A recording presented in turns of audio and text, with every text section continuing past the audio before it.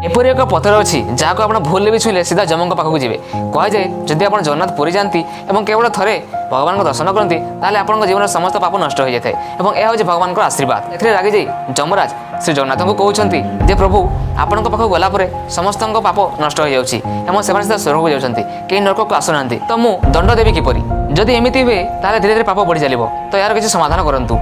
तापर श्री जगन्नाथ जमशिला सृष्टि करते से प्रभु जगन्नाथ जमराज को कहते जे तमें आज मोर मुख्य द्वार तृतीय पाहाचर विराजमान कर से दिन ठार से पाहाचर नाम हूँ जमशिला और आज जेकोसी पापी मतलब दर्शन कलापर निज पापर मुक्ति हेली बोली खुशी हे से अजाणत तृतीय पाहाचर माने जमशिला पाद रखिब से सीधा आपण पाखक जीव।